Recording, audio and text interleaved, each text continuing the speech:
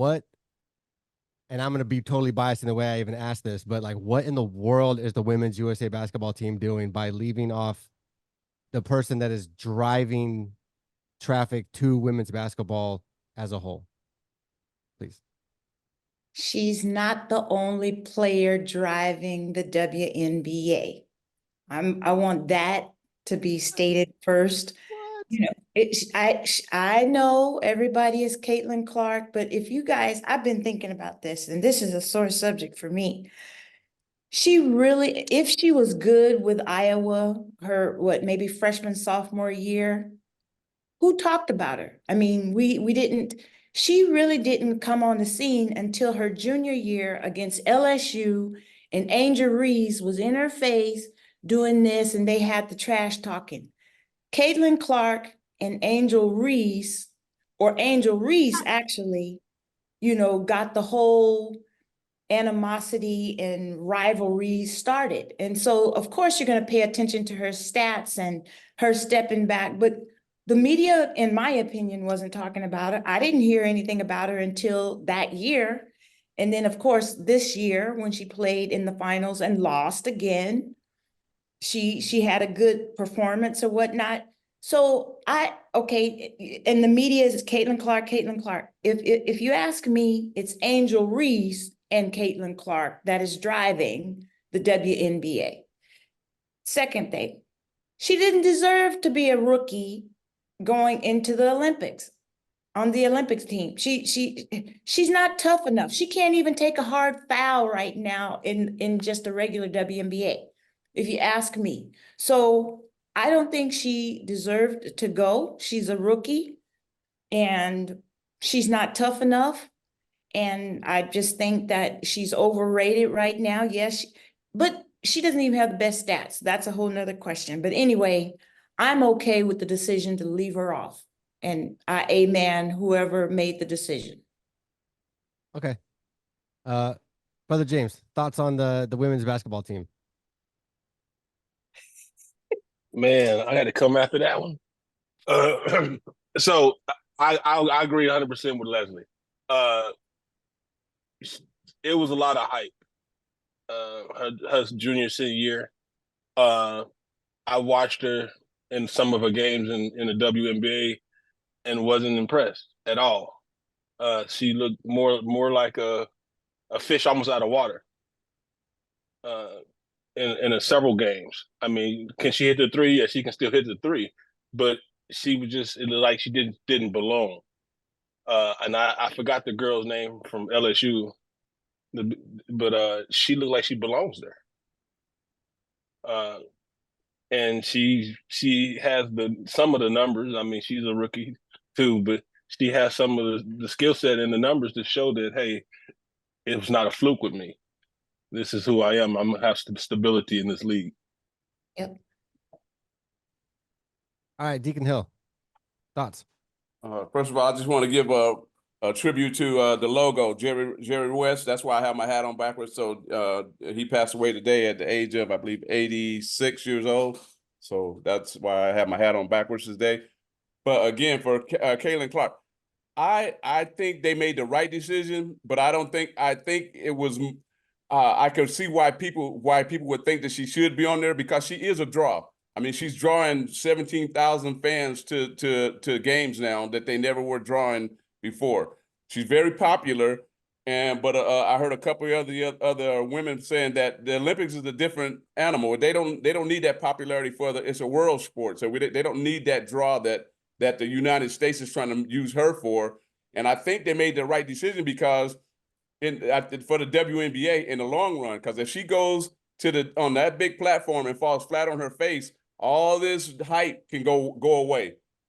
So I think they should build her slowly. I think she's probably gonna be a superstar in this league, but she has time to develop. They don't have to rush her onto the big stage right now because like Sister Leslie was saying, the game is way more physical, and the international game is even more physical than that. So if she gets out there and falls flat on her face, they might lose their golden cow for what they got planning on building their league up for the next 5-10 years.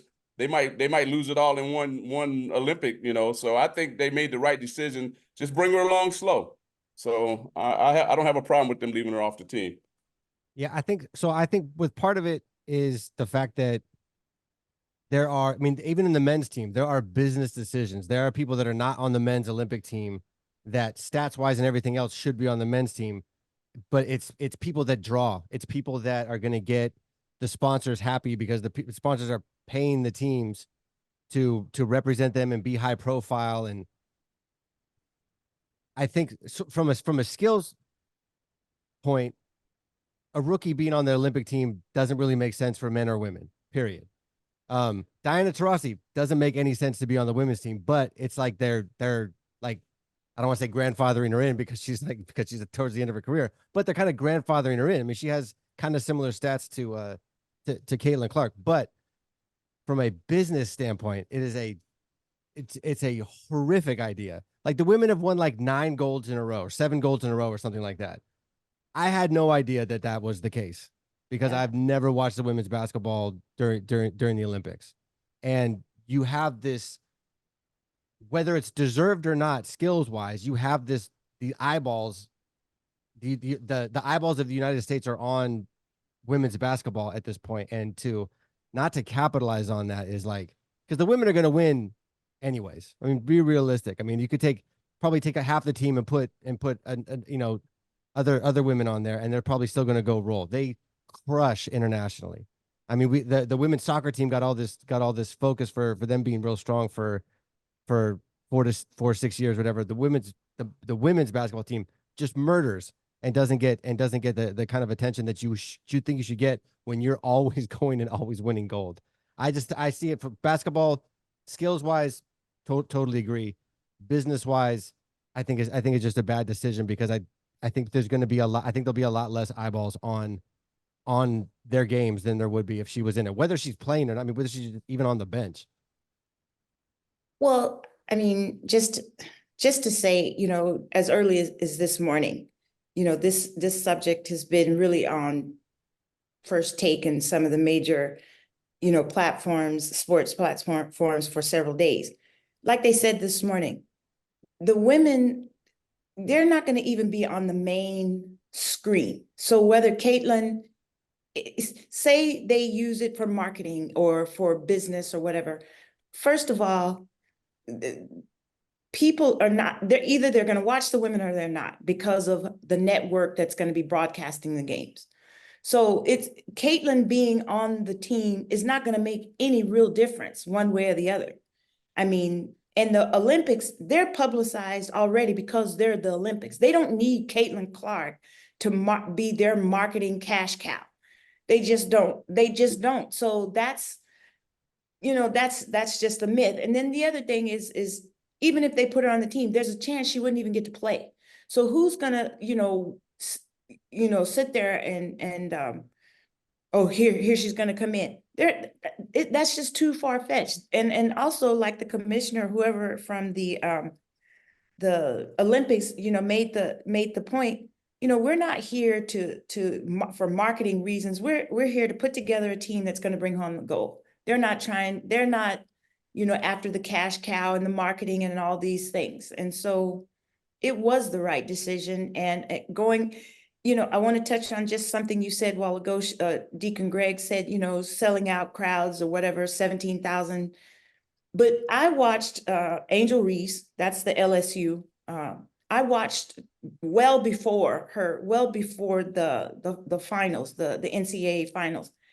She too was selling out crowds, but nobody talked about it. I mean, I watched a couple of games where they said that it was a sold out crowd. And they weren't playing Iowa, they were playing other teams. But no one talked about that. No one talked about how this game was sold out for LSU. So again, I just think that, media, they have a little cash cow, if you will, and they're going to ride it. But again, I don't think it's just Caitlyn, like Deacon Greg or Brother James said. Angel Reese, she belongs in the WNBA. She's holding her own. Her stats are better than Caitlyn Clark's right now.